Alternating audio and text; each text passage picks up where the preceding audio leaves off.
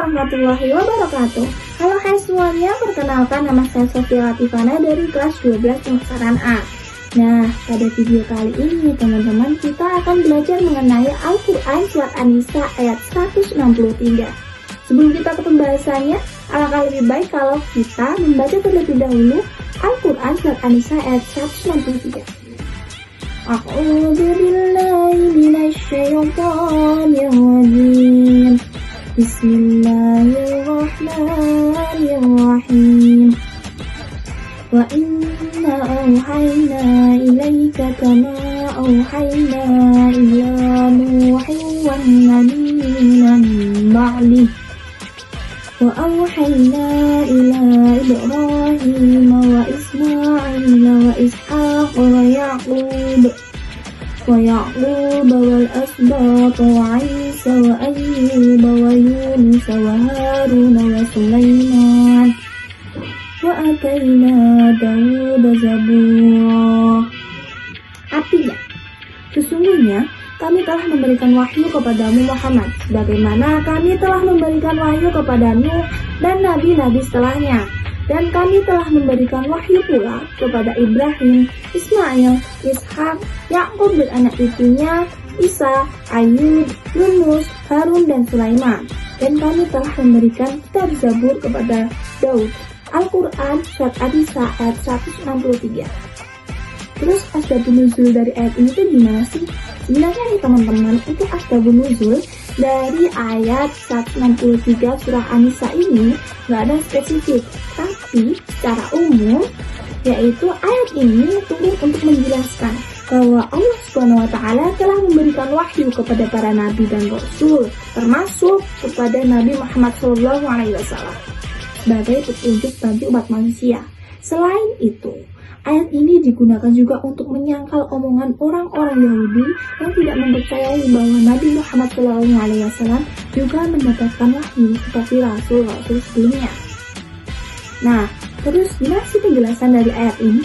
Ayat ini tuh menjelaskan bahwa Allah Subhanahu wa Ta'ala telah memberikan wahyu kepada Nabi Muhammad SAW sebagaimana yang telah diberikan kepada nabi-nabi sebelumnya, seperti Nabi Nuh alaihissalam, Nabi Ibrahim alaihissalam, Nabi Ismail alaihissalam, Nabi Ishak alaihissalam, Nabi Ya'qub alaihissalam beserta anak cucunya, Nabi Musa alaihissalam, Nabi Harun alaihissalam, dan Nabi Daud alaihissalam. Wahyu ini berupa Al-Quran yang menjadi pedoman bagi umat Islam. Penyebutan nama-nama nabi dalam ayat ini menunjukkan bahwa risalah yang didirikan oleh para nabi adalah satu, yaitu tauhid dan mengisahkan Allah Subhanahu wa Ta'ala. Meskipun ya syariat dari mereka bawa adalah sesuai dengan zaman mereka, namun hakikat dari ajaran mereka itu sama, yaitu mengajak manusia untuk tauhid atau mengesahkan atau menyembah kepada Allah Subhanahu wa Ta'ala. Terus apa sih Kak hikmah yang bisa kita ambil dari Al-Quran Surat An-Nisa ayat 163? Yang pertama, ayat ini menegaskan bahwa Nabi Muhammad SAW adalah utusan Allah yang benar, sebagaimana seperti nabi-nabi sebelumnya. Yang kedua, menunjukkan bahwa wahyu yang diturunkan kepada Nabi adalah sumber yang sama, yaitu Allah Subhanahu wa Ta'ala.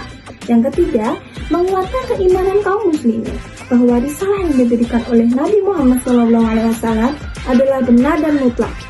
Yang keempat, yaitu mendorong umat Islam untuk mempelajari dan mengamalkan ajaran Al-Quran sebagaimana petunjuk hidup. Artinya, kita harus menjadikan Al-Quran itu sebagai pedoman dan petunjuk hidup kita.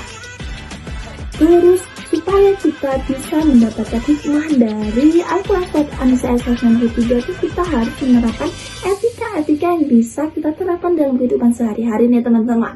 Yang pertama, meneladani para nabi. Ayat ini terus-menerus mengingatkan kita untuk senantiasa meneladani sifat-sifat mulia para nabi dalam kehidupan sehari-hari, seperti kesabaran, kejujuran, dan kasih sayang. Yang kedua, mempelajari Al-Quran.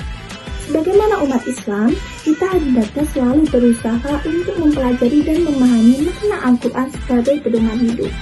Ya, dengan cara kita membacanya setiap hari, atau malah lebih bagus lagi bisa menghafal Al-Quran teman-teman. Yang ketiga, mengamalkan ajaran Al-Quran. Nah, setelah kita memahami kandungan dan isi dari Al-Quran, kita hendaknya berusaha untuk mengamalkan dalam kehidupan sehari-hari, baik dalam perkataan maupun perbuatan. Yang terakhir nih teman-teman, yaitu menjaga persatuan umat Islam. Ayat ini menunjukkan bahwa semua nabi membawa risalah yang sama, yaitu tauhid. Oleh karena itu, kita nih sebagai umat Islam hendaknya senantiasa selalu menjaga persatuan dan hindari perpecahan. Jadi kita tuh harus gimana ya, kayak menjaga persahabatan kita sama umat Islam atau yang berbeda umat dengan kita. Pokoknya kedamaian itu nomor satu ya teman-teman. Nah, gimana nih untuk menjelaskan video kali ini? Apakah jelas atau kurang jelas? Untuk segala kekurangan yang ada, baik kata-kata atau suara yang kurang jelas, saya selaku pembawa video ini meminta maaf yang sebesar-besarnya kepada teman-teman semua. Jangan lupa untuk like, komen, ya, dan subscribe ya teman-teman. Saya akhiri, wassalamualaikum warahmatullahi wabarakatuh.